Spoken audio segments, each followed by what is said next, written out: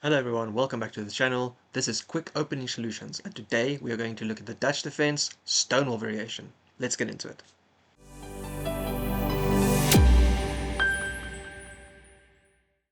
So, looking at the fundamentals, what we see from this pawn structure is that black has to do quite a bit of commitment at the start. F5, E6, D5, C6. 4 pawn moves, all their central pawns coming out, which means that this is not a rushing attack. Black is not coming at us straight away, and we will have time to put up our own opening plan as well. The next thing we see is that after you play these 4 pawns out, the bishop, which is on c8, the light square bishop, is going to struggle to get into the game and make any strong impact. It has to either try get out on the queen side or get out on the king side because the center is no longer available to it. In both cases, there are ways we can play against this bishop, and we can either contain this bishop for most of the game or, in fact, all of the game and prove that black just has a bad bishop. The last thing that we can also do is we can work to take control and use the e5 square to our advantage. They have played d5 and f5, leaving this square undefended by a pawn, which means that if we place a knight there, they can only contest it with a dark square bishop or with another knight, or in worst cases potentially with a rook or something like that. This is how we are going to get into the middle game and the plans that we are trying to use here. So let's have a look at what our opening plans are for white.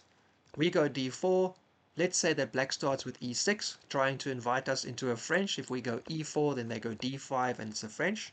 But instead, we're trying to play our structure. We're trying to play our game. We're going to go ahead with c4 here. And black now shows us it's a Dutch by playing f5, so that they can put their knight in behind it. This point, we know what we want to do as well. We're going g3, and this is a standard structure that you can play in many variations from the white side. This is the Catalan setup roughly. We're going to fianchetto, we're going to bring out our knights, and this is a structure that is flexible and usable across the board. So using the structure in this case makes it very easy because you can use it in other cases as well and get to know the patterns that arise from it very well. So here we continue. Black brings out their knight to f6. We fianchetto our bishop to g2. And now there's a few ways to go, but let's say the main move is d5. They go with d5. We go knight f3. They go c6. And now they've completed their central pawn structure that makes the Stonewall. And we will castle. And after they play bishop d6, black is now also ready to castle. However, here we start with our plan. What we already know is that these 4 pawns means that this bishop is bad. Because this bishop is bad, we're not going to worry about it yet, but we know that the other bishop is quite good, and it also covers the e5 square, which we want to try and control and use to our advantage. So what we're going to do as our plan is we're going to play b3 and try and trade off that dark square bishop.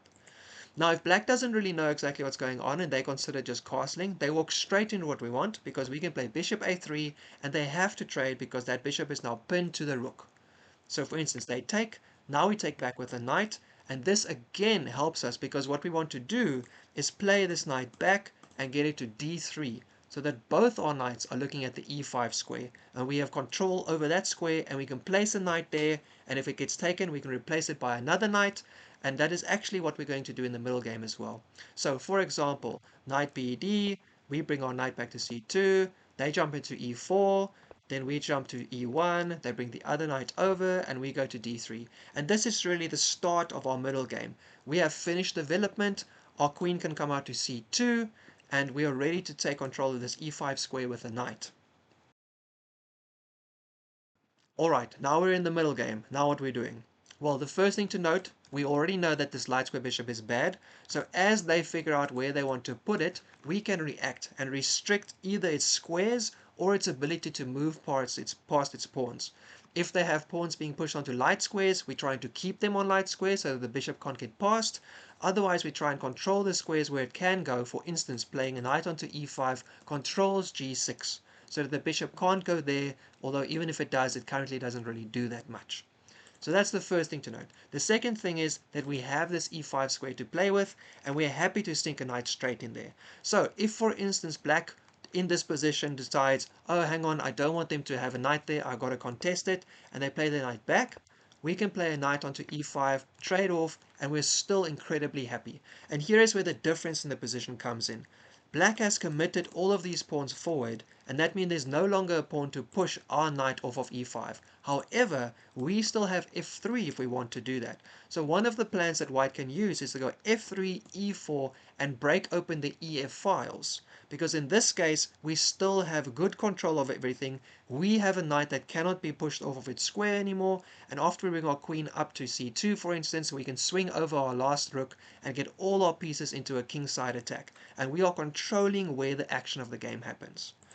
If you actually look with this position with an engine though, you will see that the engine suggests simply taking the knight. And the point of this is that we are going to do a good knight, bad bishop, middle game and end game. Our knight, after this knight goes, can basically never be moved over the e5 square. It has great oversight into our opponent's side of the board, and their bishop is very, very restricted behind their pawns.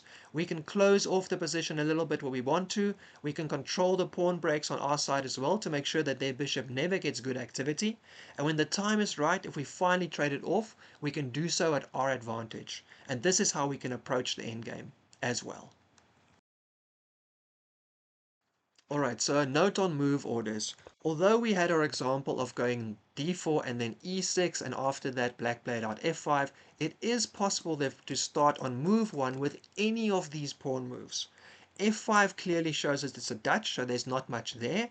c6 will walk into something that looks like a Slav, but then after we play knight f3, they can still play e6 and they can play f5 and get into the structure. And the last one to be aware of is that after d5, c4, we're putting a queen's gambit on the board, but they can defend it with e6, and if you play something like knight c3, they can play f5 and still get into the structure. So in this case, knight f3 might be better, and then after f5 we can get back into g3 and we are still in our structure and we are fine.